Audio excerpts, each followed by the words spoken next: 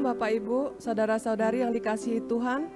Puji syukur kehadirat Tuhan karena kebaikan dan penyertaan Tuhan sehingga kita pada pagi hari ini dapat kembali beribadah secara online. Mari kita mengambil sikap saat teduh. Haleluya, pujilah hai hamba-hamba Tuhan, pujilah nama Tuhan, kiranya nama Tuhan dimasyurkan, sekarang ini dan selama-lamanya. Dari terbitnya sampai kepada terbenamnya matahari, terpujilah nama Tuhan. Allah yang Maha Kuasa tiap hari memberkati kita, berkat Tuhan melimpah dalam hidup kita. Untuk itu, mari kita bersukacita dengan menaikkan satu pujian, berkat Tuhan melimpah.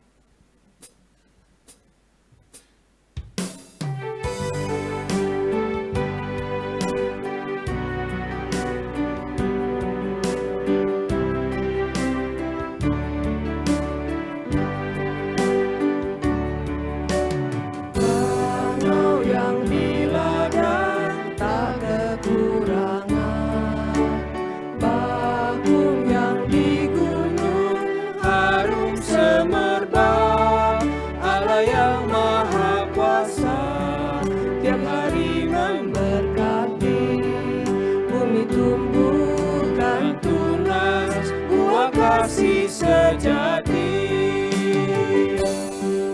berkat Tuhan melimpah bagai pasir di pantai, anugerahnya turun-temurun. Sukacita melimpah, angkat tangan menyembah, puji muliakan Dia selamanya.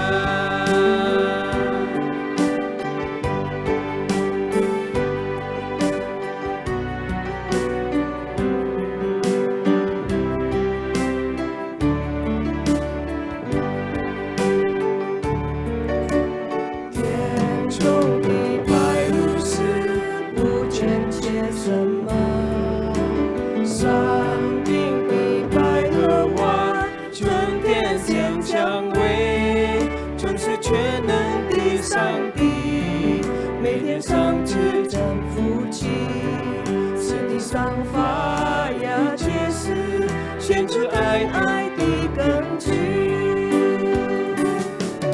耶和华祝福满满，多如海边土沙，恩典慈爱直到万世代。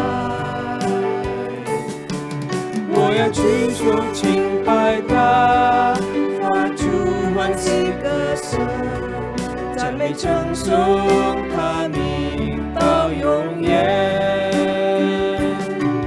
Berkat Tuhan melimpah bagai pasir di pantai, anugerahnya turun-temurun.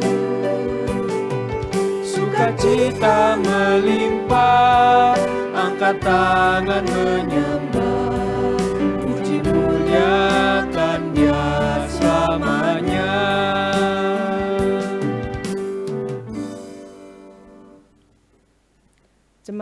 Jemaat kami persilakan duduk. Mari kita berdoa. Tuhan Bapa kami yang ada di surga, terima kasih sudah mengasihi dan menyertai kami sepanjang waktu. Kami mau mengucap syukur atas segala berkat dan anugerah yang telah Engkau berikan. Saat ini kami mau memuji dan memuliakan Engkau. Biarlah apa yang kami lakukan ini berkenan di hadapan-Mu Tuhan. Berkatilah seluruh pelayan yang membantu melayani ibadah pada hari ini, dan semua dapat berjalan dengan lancar dari awal hingga akhir. Tuhan, berkati dan lindungilah seluruh jemaat Emmaus dimanapun mereka berada saat ini, dengan kesehatan yang prima, serta lapangkan dan lancarkan segala usaha dan pekerjaan mereka. Inilah doa dan ucapan syukur kami, yang kami panjatkan hanya dalam nama Yesus Kristus, Juru Selamat kami yang hidup. Amin. Selanjutnya kita akan beresponsoria, yang mana responsorial kita hari ini diambil dari KPPK nomor 18 halaman 708. Jemaat kami undang untuk berdiri. dari KPPK halaman 708 nomor 18.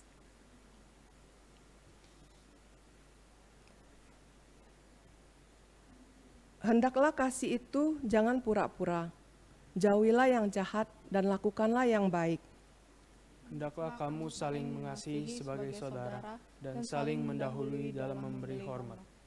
Bantulah dalam kekurangan orang-orang kudus dan usahakanlah dirimu untuk selalu memberikan tumpangan. Bersukacitalah dengan orang yang bersukacita dan menangislah dengan orang yang menangis. Hendaklah kamu sehati sepikir dalam hidupmu bersama. Janganlah kamu memikirkan perkara-perkara yang tinggi, tetapi arahkanlah dirimu kepada perkara-perkara yang sederhana. Janganlah menganggap dirimu pandai. Janganlah membalas kejahatan dengan kejahatan. Lakukanlah apa yang baik bagi semua orang. Sedapat-dapatnya, kalau hal itu bergantung padamu, hiduplah dalam perdamaian dengan semua orang. Bertolong-tolonganlah dan menanggung bebanmu. Demikianlah kamu memenuhi hukum Kristus. Karena itu, selama masih ada kesempatan bagi kita, marilah kita berbuat baik kepada semua orang, tetapi terutama kepada kawan-kawan kita seiman. Bersama-sama, saudara-saudaraku yang kekasih, jikalau Allah sedemikian mengasihi kita, maka haruslah kita juga saling mengasihi. Sebelum kita mendengarkan firman Tuhan yang akan disampaikan oleh Pendeta Rudianto, mari kita naikkan pujian Allah Roh Kudus.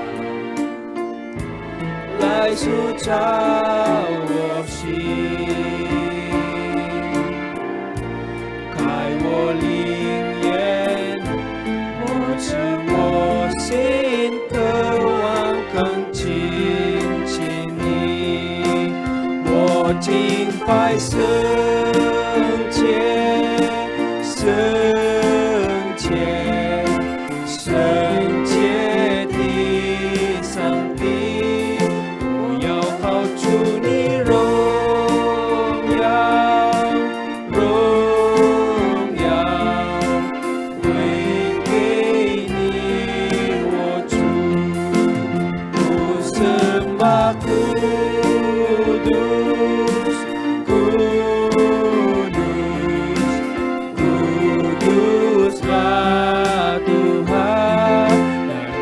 sanjung Kau mulia, mulia bagimu Tuhan.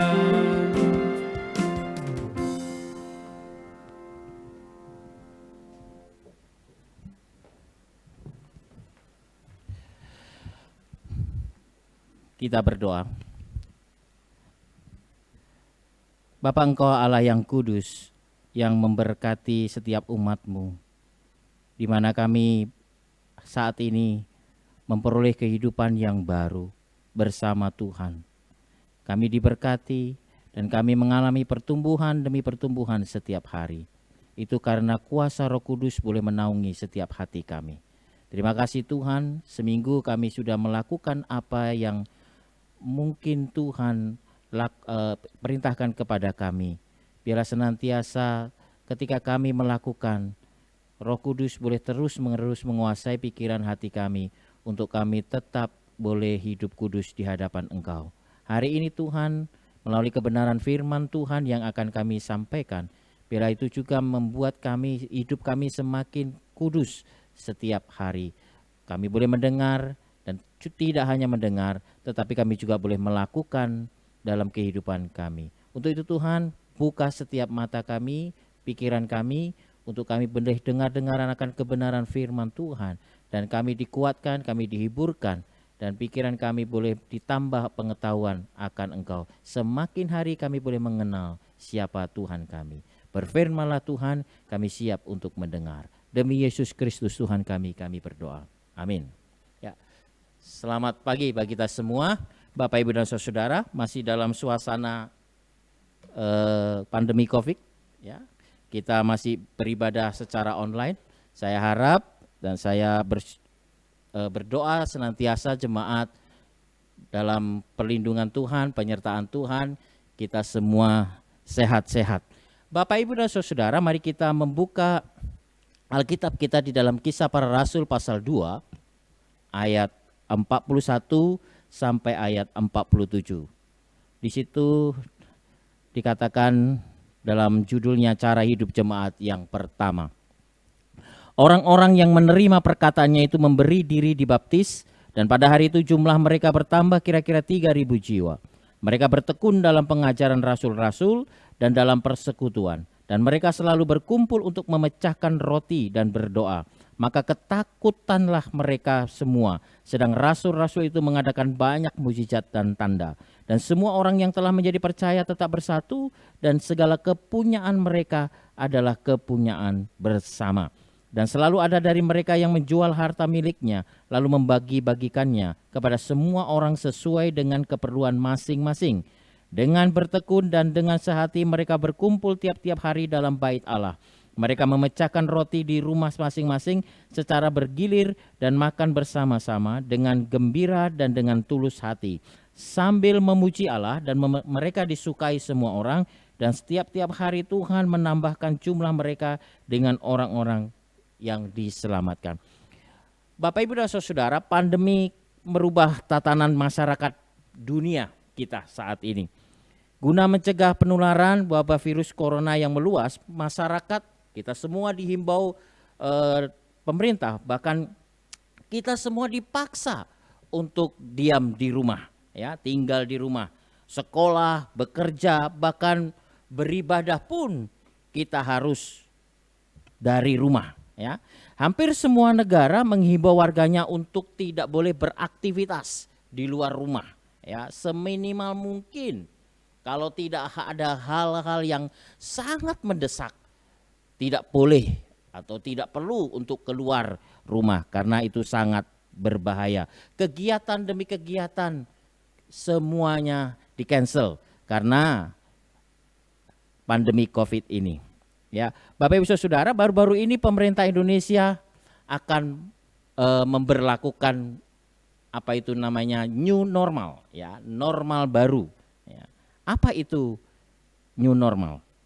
Nah, dikatakan di situ new normal adalah perubahan perilaku untuk tetap menjalankan aktivitas normal, namun dengan ditambah menerapkan protokol kesehatan, Gunanya untuk mencegah terjadinya penularan COVID-19. Nah, jadi sebelum ada antivirus ditemukan, kita mau nggak mau harus berhadapan, bahkan mungkin kita harus bergaul dengan virus ini. Virus harus dihadapi, Bapak Ibu Saudara, bukan dihindari. Ini yang dalam keadaan new normal nanti. Tentunya akan terjadi perubahan dan sebuah tatanan hidup baru, pola hidup baru. Tempat usaha yang sudah ditutup nanti kemudian akan dibuka kembali, ya. Mal-mal kemudian akan dibuka kembali. Sekolah-sekolah juga akan dibuka kembali dan termasuk tempat ibadah akan dibuka kembali. Namun di situ diberikan syarat dengan protokol kesehatan. Harus dipatuhi bersama dan disepakati bersama. Nah, prinsip utama dari new normal itu adalah, prinsipnya adalah dari new normal itu sendiri adalah dapat menyesuaikan dengan pola hidup itu. Jadi dapat menyesuaikan dengan pola hidup. Secara sosial kita pasti akan mengalami sesuatu bentuk normal baru ini, atau kita harus beradaptasi dengan beraktivitas, bekerja, dan tentunya mengurangi kontak fisik dengan orang lain dan menghindari kerumunan serta bekerja, bersekolah dengan penyesuaian yang baru. Nah, transformasi ini adalah untuk apa? Menata perilaku, menata kehidupan baru kita. Ketika pandemi yang kemudian akan dibawa terus ke depannya sampai kemudian antivirus ditemukan. Kita harus mengalami hal ini. Nah, tatanan baru ini atau pola hidup baru ini untuk apa? Untuk membentuk budaya yang baru. Hidup bersih, ya, hidup sehat. Nah, itu meliputi, dikatakan di situ selalu dikumandangkan, ya, kita semua tahu kita harus cuci tangan. Ini sebuah tatanan baru. Memang cuci tangan itu sudah biasa kita lakukan, ya. Tetapi ini di dalam new normal ini ditekankan dan harus ketika kita berpergian dari luar kita harus masuk ke rumah, kita harus cuci tangan. Ketika kita pegang itu, pegang sana, kita harus cuci tangan. Di saat berpergian keluar, kita harus cuci tangan, memakai sabun dan sebagainya. Yang kedua, ada budaya lagi. Ya, pakai masker. Kita tahu di mana-mana orang semua pakai masker. Di dalam budaya new normal ini, semua orang harus pakai masker. Ya, ketika mereka pergi keluar, mereka harus menggunakan masker. Yang ketiga, jaga jarak. Ya, jaga jarak kurang lebih 1 meter. Di saat kerumunan, kita harus hindari dan jaga jarak. Ini budaya baru, Bapak Saudara. Ya.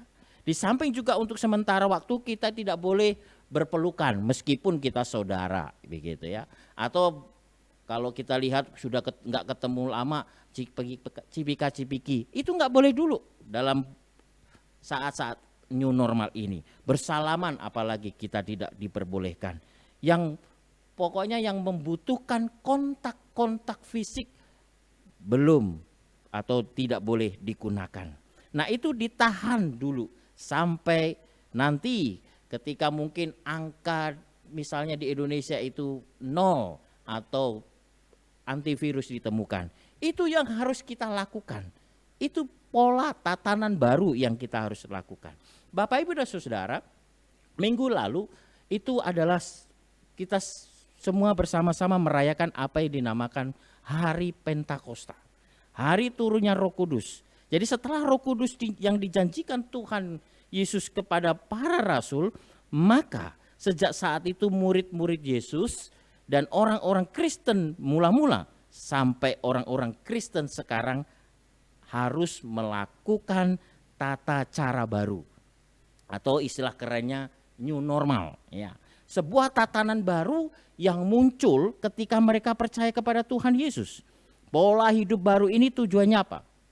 Kalau tadi new normal tujuannya untuk kesehatan, supaya kita terbebas dari bebas dari virus.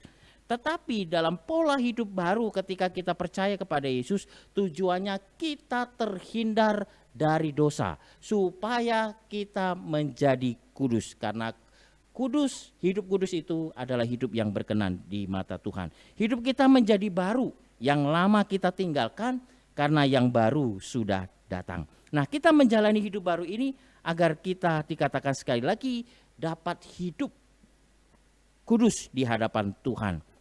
Memang hidup kudus ini adalah sebuah proses, ya, yang harus terus-menerus tentunya kita usahakan, ya, agar Bapa di surga nantinya menyempurnakan kehidupan kita.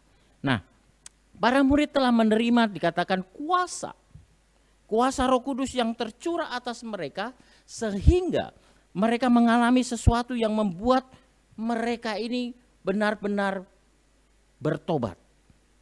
Mereka menjadi murid yang sejati, mereka mengikut Yesus tidak secara fisik, ya, tetapi dengan Roh Kudus yang telah dijanjikan oleh Yesus. Roh Kuduslah yang memberikan kekuatan, Roh Kuduslah yang menghiburkan mereka. Bukan secara fisik lagi, face to face berjumpa dengan Yesus karena Yesus sudah naik ke surga, tetapi secara roh. Setelah Yesus terangkat ke surga, maka Roh Kudus turun atas murid-murid mereka, menemani mereka, menjadikan sahabat, menjadikan teman untuk menghibur dan memberikan kekuatan kepada murid-muridnya. Jadi Roh Kudus inilah yang membuat orang menjadi percaya kepada Tuhan sebagai Tuhan dan Juru Selamat mereka. Inilah sebuah kehidupan yang baru, hidup baru. Mereka bertobat dan bahkan mereka lebih mempercayai siapa Yesus. Kehidupan yang baru inilah yang membuat para murid disebut murid yang sejati. Dikatakan mereka disebut sebagai rasul yang akan memberitakan Injil, memberitakan Yesus ke seluruh dunia. Mereka berubah Bapak Saudara di dalam pelayanannya bersama dengan Tuhan Yesus. Kita melihat contoh yang sangat-sangat luar biasa ditekankan sebelum teks ini, yaitu adalah Rasul Petrus. Rasul Petrus berkhotbah dengan penuh semangat, berkhotbah dengan kuasa Roh Kudus yang memampukan orang-orang mendengar khotbahnya dan kemudian bertobat. Itu jumlahnya luar biasa. Saat itu 3.000 orang bertobat. Bukankah ini satu kuasa Roh Kudus yang sangat luar biasa? Nah, orang-orang yang mendengar khotbah Petrus itu percaya dan dibaptis.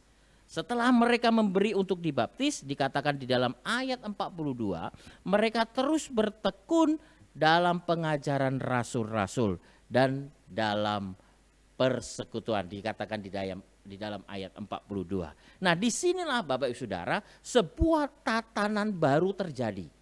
Mereka menjadi percaya dan melakukan apa yang diajarkan oleh para rasul dengan keyakinan dan kesungguhan bahwa apa yang diajarkan oleh para rasul adalah berasal dari Tuhan Yesus.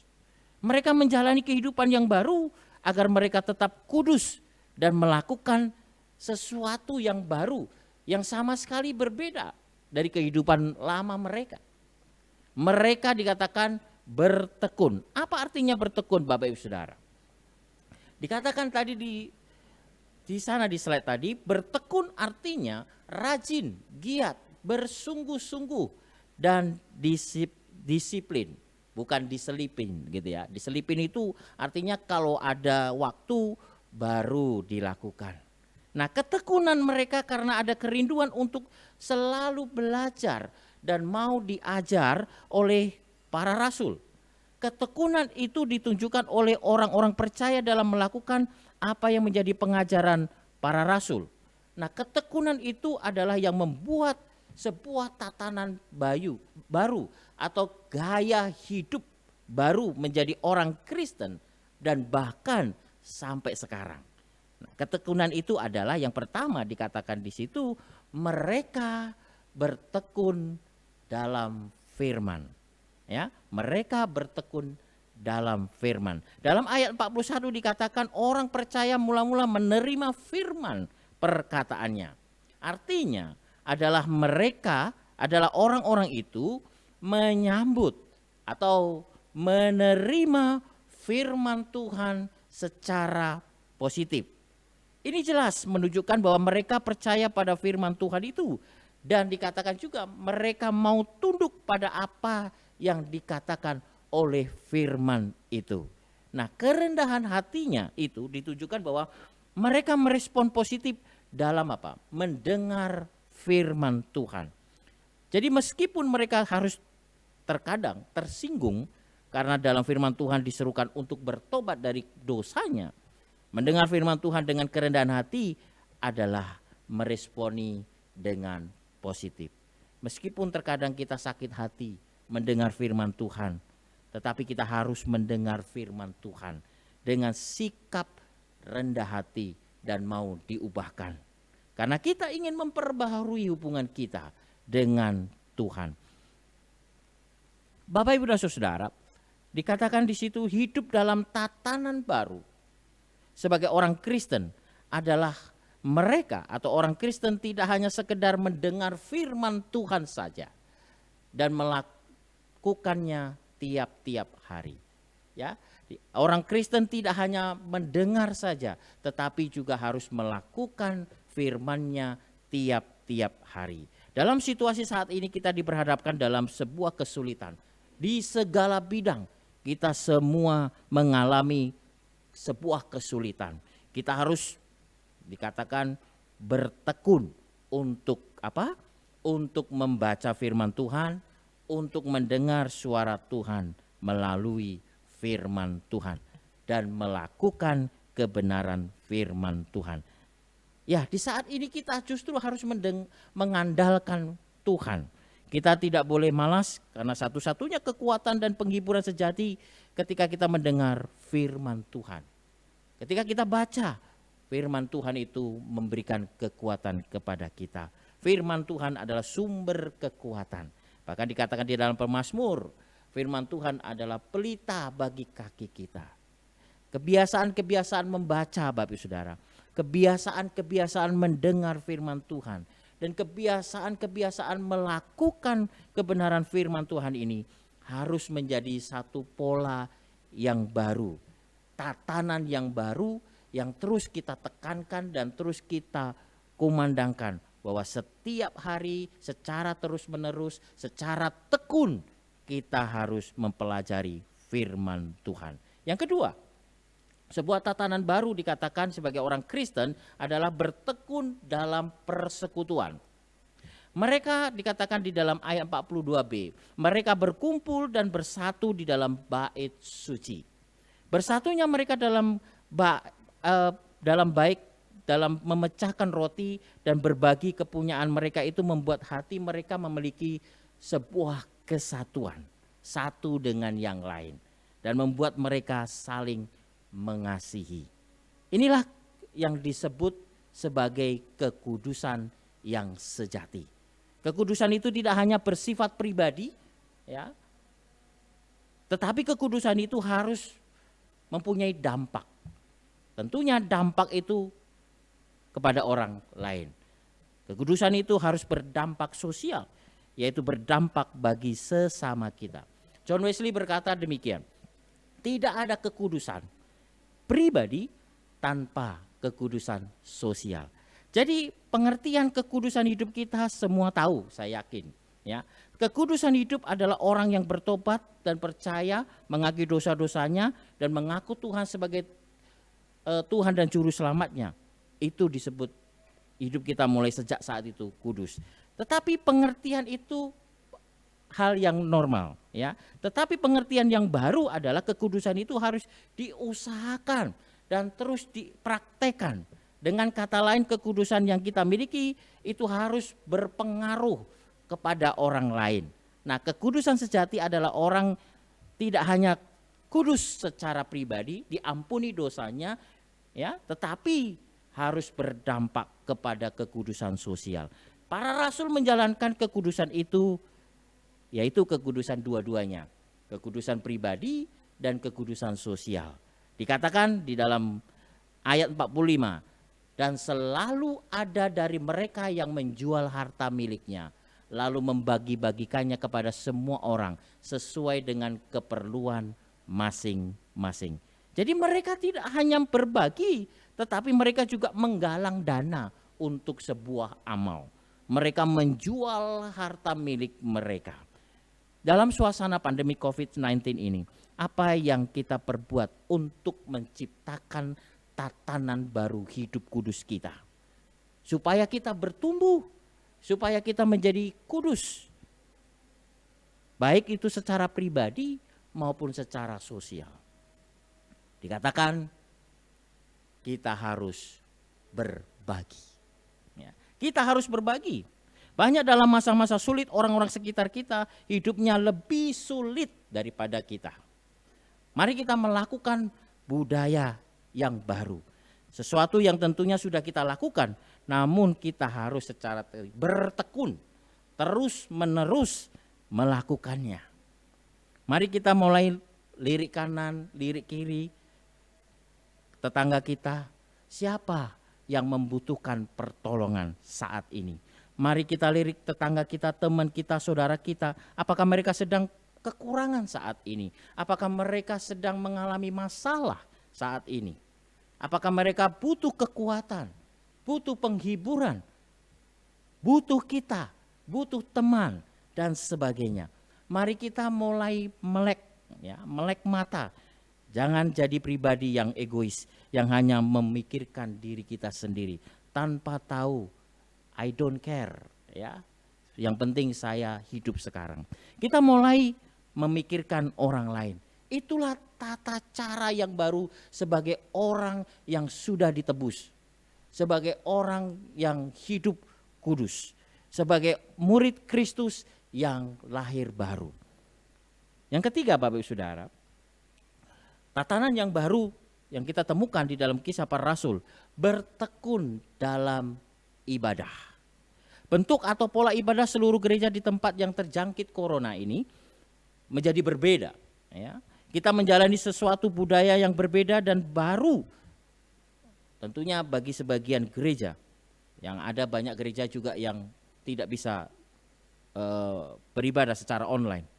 Kita harus mengikuti ibadah secara online. Bagi sebagian orang tentunya ini menjadi hal yang tidak biasa. Mungkin tentunya generasi-generasi yang di atas kita. Namun tetap kita harus mengikutinya supaya kita bertumbuh. Mau nggak mau, suka atau tidak suka, tatanan pola baru kita itu sudah terjadi. Kita harus mengikuti ibadah yang darurat ini. Tentunya kita tidak mau ibadah ini selamanya, ya, secara online. Dalam masa ini justru pikiran kita terbuka bahwa gereja bukan lagi sebuah gedung saja. Ya. Orang ke gereja harus punya tempat, tetapi yang penting adalah isinya. Yang penting Tuhan itu hadir dengan kuasa yang sama dan memberkati ibadah kita. Tentunya dalam situasi konteks sekarang ibadah ini boleh dilakukan. Karena konteksnya kita sedang mengalami pandemi corona ini. Nanti kalau sudah virus ini berlalu, kita tetap harus berkumpul satu dengan yang lain. Itu adalah ibadah yang sejati. Untuk itu ibadah online menjadi suatu ibadah yang alternatif dan dikatakan darurat, ya, yang seharusnya kita ikuti bersama dari awal sampai akhir. Saya sedikit kaget Bapak Ibu Saudara ketika ditunjukkan sebuah prosentase rata-rata jemaat mengikuti ibadah online. Ini hanya sekitar 10 sampai 15 menit. Kalau kita lihat gereja kita sendiri, ya, itu 50 menit. Tetapi rata-rata jemaat itu mengikutinya 10 sampai 15 menit.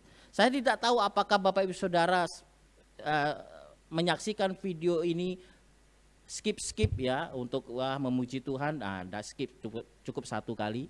Kemudian dengar khotbah cukup skip dan nanti penutupnya. Yang penting itu cukup. Seperti nonton siaran, ya, tunda. Yang mau lihat adegan serunya. Iklan-iklan enggak perlu itu, ya, di skip begitu. Nah, ibadah online juga harus sama diperlakukan dengan ibadah konvensional yang selama ini kita lakukan. kita harus mengikuti secara hormat dari awal, pertengahan hingga akhirnya. Ya, saya tahu bagi sebagian orang mungkin tidak kuat membeli kuota. Saya selalu bercanda, jual HP lalu beli kuota saja begitu. Sisihkan kuota Bapak Saudara, kita harus berhikmat. Kita mulai mengorbankan ya kuota kita untuk tidak perlu nonton-nonton yang lain. Tetapi khusus saat ini saya harus beribadah kepada Tuhan. Beranilah berkorban untuk Tuhan dalam menyisihkan kuota misalnya untuk beribadah kepada Tuhan. Jadi dengan tekun kita beribadah dalam situasi sekarang yang penuh dengan tantangan ini, justru kita akan dibentuk ya. Dibentuk menjadi pribadi yang kudus. Tentunya yang berbeda dan tentunya berkenan di mata Tuhan. Hidup kita akan mengalami kuasa yang sangat-sangat berbeda dari sebelumnya. Hidup kita akan diberkati, kita akan diselamatkan.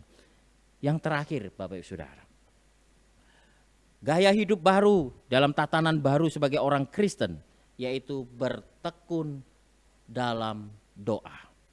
Berdoa adalah sarana anugerah Tuhan. Sarana anugerah Tuhan supaya kita hidup kudus. Berdoa adalah sarana untuk mendekatkan diri kita kepada Tuhan. Dalam situasi pandemik ini kita justru harus sering berdoa agar supaya Tuhan melindungi kita dari bahaya virus corona. Agar kita bebas dari ekonomi yang sulit, agar kita bebas dari sakit penyakit, bahkan kita terbebas dari virus ini. Ketika Bapak Ibu dalam kesulitan apapun saat ini, entah saudara bertambah ekonominya atau mengalami sakit penyakit, kena virusnya atau yang lain, solusi yang sangat tepat untuk dilakukan hanyalah berdoa.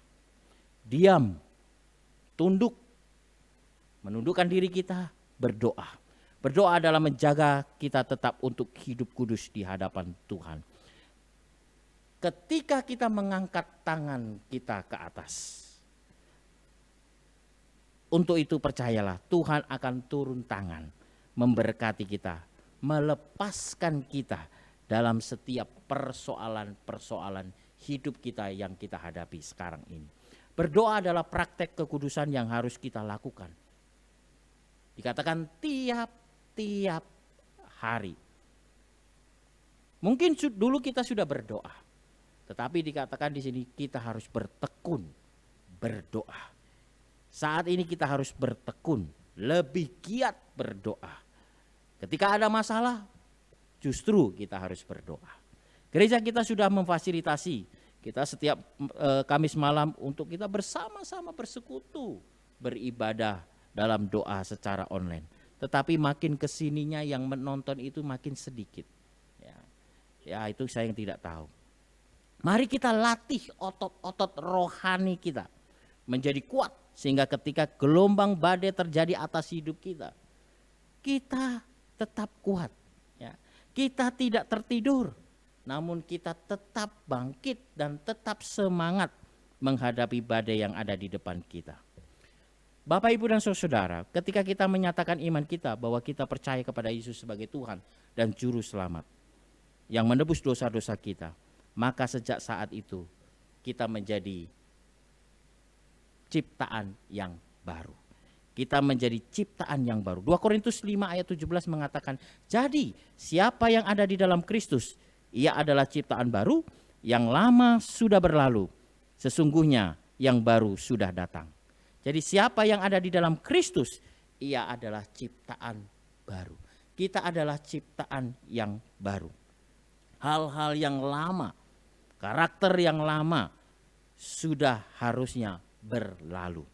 Lihatlah hal-hal yang baru yang sudah datang.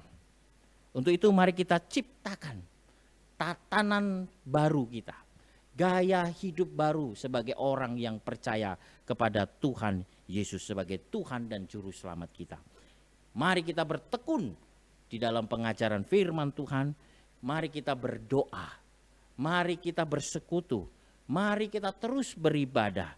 Dan terakhir, mari kita bertindak. Tuhan akan berkenan dan suka kepada kita, dan akan menambahkan jiwa-jiwa yang baru kepada kita. Amin. Kita berdoa. Tuhan Yesus yang baik, kami bersyukur saat ini firman-Mu boleh menegur kami, untuk kami sebagai orang-orang yang percaya kepadamu harus menjalani tatanan yang baru. Ketika kami kurang berdoa, kami harus terus lebih giat berdoa. Justru di saat ini ya Tuhan, yang sulit ini, kami harus benar-benar bertekun, giat dalam segala sesuatu yang semuanya itu menjadi sarana anugerah Tuhan untuk mengkuduskan hidup kami. Ajari kami ya Tuhan, supaya kami benar-benar menjalani hidup ini, memakai hidup ini sebagai hidup yang terus mendekatkan diri kami kepada Tuhan. Sebuah tatanan baru yang akan dilakukan oleh pemerintah Indonesia. Ada orang menjadi ketakutan, ada orang biasa-biasa saja. Tetapi kami percaya sebagai anak-anak Tuhan, kami menjalani dengan iman kami. Kami percaya, kami tidak takut, karena Tuhan beserta dengan kami. Biarlah Roh Kudus boleh menguasai hati dan pikiran kami untuk menjalani tatanan yang baru, yang penuh dengan lika-liku kehidupan, penuh dengan tantangan hidup ini Tuhan. Dengan kami terus mengandalkan kuasa Tuhan. Terima kasih Bapa. Kami terus berdoa untuk jemaat-Mu dimanapun mereka berada. Mungkin mereka dalam keadaan susah, mungkin mereka dalam keadaan sakit penyakit. Tuhan pulihkan mereka, Tuhan sembuhkan mereka. Mungkin saat ini mereka menderita akibat virus corona ini ya Tuhan. Bapa, saat ini kami menjamah kepada jemaat-Mu supaya Engkau sembuhkan, Engkau pulihkan dari sakit penyakit yang ada. Terima kasih Bapa. Mungkin ada jemaat kami yang terdampak secara ekonomi.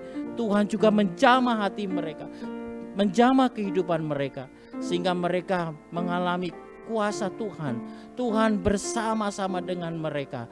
Tuhan tidak meninggalkan mereka. Terima kasih Tuhan. Kami yang berada di sini mungkin secara fisik aman-aman saja, mungkin secara ekonomi kami tidak mengalami gangguan sedikit pun. Kami berdoa Tuhan jamah setiap mereka untuk mereka mempunyai hati berbagi bagi sesama mereka, punya hati untuk mereka menolong sesama mereka. Terima kasih ya Tuhan. Tuhan memakai suasana situasi pandemi COVID ini untuk mendekatkan kembali anak-anak Tuhan dan dengan Engkau ya Tuhan. Kami percaya suasana ini Engkau pakai Tuhan untuk mendekatkan kembali supaya kami benar-benar dapat hidup kudus di hadapan Engkau. Terima kasih Tuhan, firman-Mu boleh berhenti saat ini, tetapi kami yakin dan percaya kami akan melakukan setiap apa yang Tuhan katakan dalam firman-Mu. Terima kasih Bapa. Demi Yesus Kristus Tuhan kami berdoa. Amin.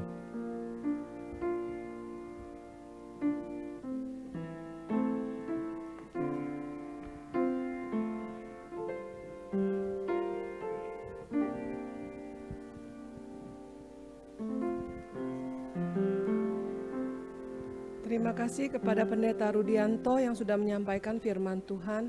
Kiranya Tuhan Yesus memberkati keluarga dan pelayanannya. Mari kita meresponi firman yang sudah disampaikan dengan menaikkan pujian Sejak Yesus di Hatiku.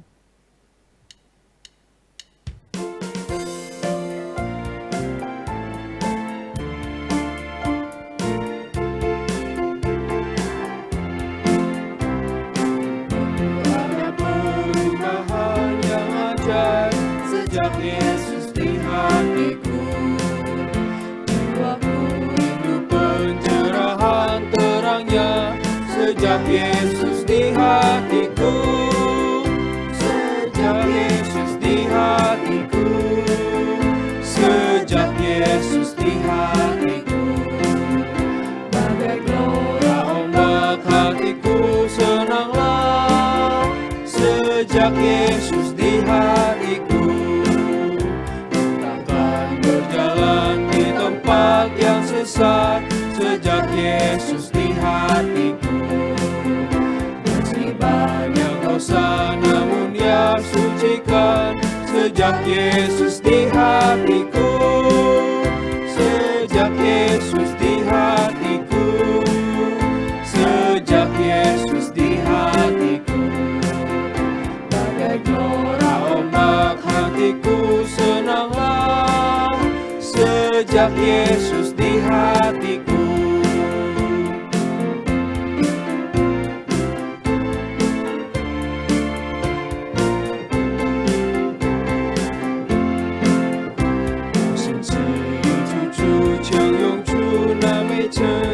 这耶稣来住在我心，我心中充满慈爱，勇敢往前行。是耶稣来住在我心，主耶稣来住在我心，是耶稣来住在我心。心人早已我魂如海涛浪滚滚，是耶稣来住在我心。 Jemaat kami undang untuk berdiri. Kita akan mengakhiri ibadah kita pada hari ini dengan doa Bapa kami dalam bahasa Mandarin, doksologi, berkat oleh Pendeta Rudianto dan pujian amin. Doa Bapa kami, 我们在天上的父，愿人都尊你的名为圣，愿你的国降临，愿你的旨意行在地上，如同行在天上。我们日用的饮食，今日赐给我们。 免我们的债，如同我们免了人的债，不叫我们遇见试探，救我们脱离凶恶。因为国度、权柄、荣耀，全是父的，直到永远。阿门。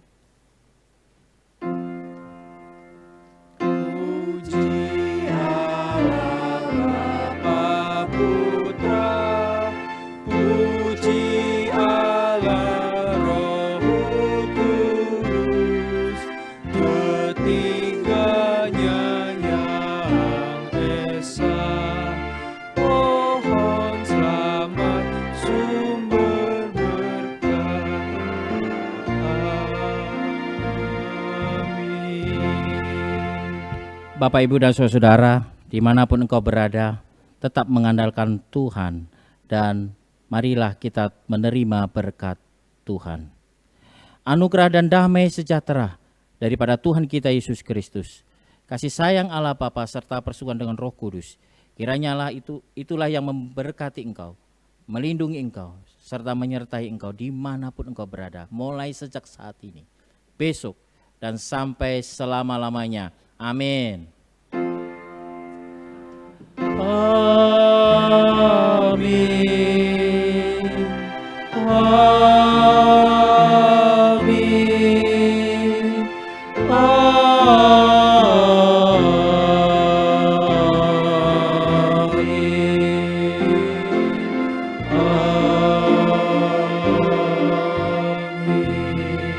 Jemaat dipersilakan duduk, doa teduh, ibadah selesai.